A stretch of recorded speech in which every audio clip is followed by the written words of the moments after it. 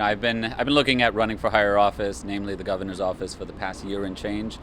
And today I've told my supporters, and I'm announcing that I will not be a candidate for governor next time around, and I don't plan to be on the ballot at all in 2022.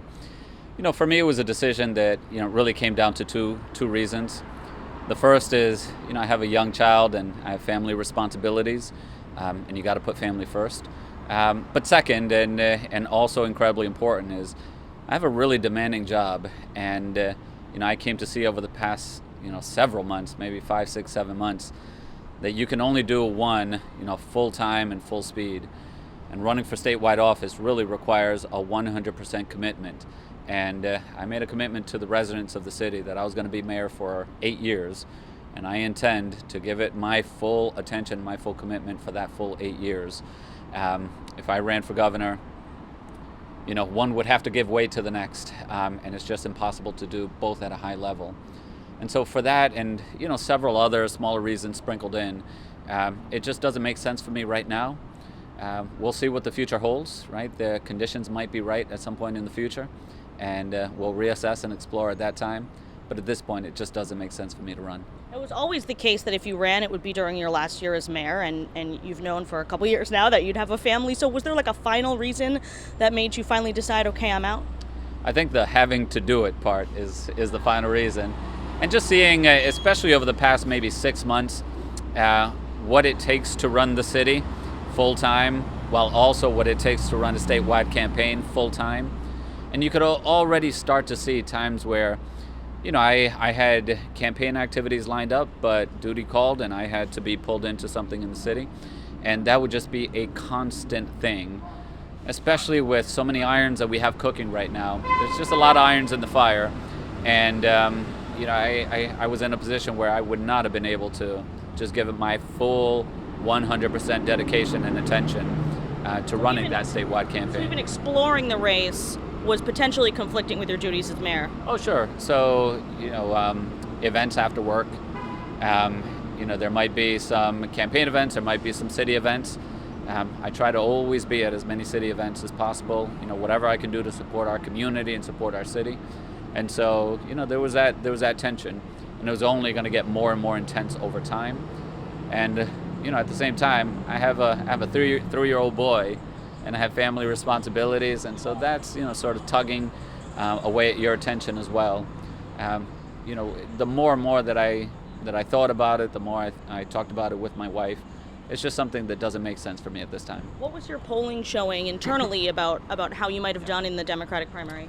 So we did a poll about a couple of months ago, and it showed that there's absolutely a path, right? There's an appetite statewide for someone who has executive level experience, someone who is willing and has a track record of making tough decisions, and someone who's willing to make bold decisions. So there's definitely a path, but at the same time, you got to weigh that with the reality that this position, historically, it has not been a launching pad to the governor's office. And so you weigh, the energy that it's going to take, what it's going to take away from, with what the prospects are as well. So all of that weighs in, but at the end of the day, it really comes down to my existing responsibilities, both family-wise and city-wise. What do you think of the other candidates that have so far announced in the Democratic primary? Do you anticipate endorsing one of them? I'm sure when the time comes, I'll lend my voice to that race, but I haven't given that more than a moment's thought, to be honest with you. A time will come for us to cross that bridge. You have a lot of money amassed in your campaign account. Do you think you will be using that to support other candidates in 2022 since you won't be running? We'll see. To be honest with you, I haven't given that more than a moment's thought. We'll see when that moment arrives. I would like to lend my voice to who the next leader of the state is going to be, but now just isn't the time. And when the time comes, I'll be sure to let you know. You kind of opened the door there for a future run.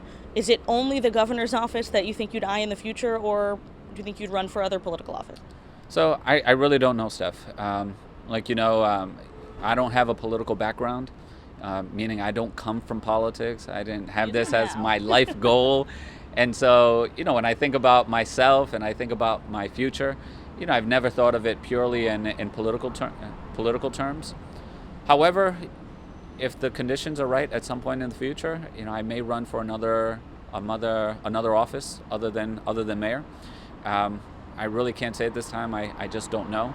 But I'm not one to close off any doors or any opportunities to what may come. If there's one thing I know about the future is that it's unpredictable and you don't know what's going to come your way. So at this point, I'm not ready to shut any doors, and we'll just have to wait and see. You still have a year and change left as mayor, of course, but are there other things that you're interested in doing when you leave office? Obviously, you're a lawyer, you've been a housing court judge. What else would you think of doing? To be honest with you, I really haven't given that much thought. It just hasn't been on my mind. It's not something that I've just sort of sat down and thought through. I will say that I have just over 15 months left, and there's a lot of irons in the fire. There's a lot of things cooking right now. I think the most appropriate metaphor for anyone in my position is that of a relay race. I have the baton in my hand right now, and it's my responsibility to sprint to the finish line, to put in a full, solid 8 years in office, and to pass the baton to the next person so that they're in the best position to succeed as possible. People that have occupied this office in the past have done that, and I intend to do that as well going forward. And then what the future holds for me and for people around me afterwards, I don't know.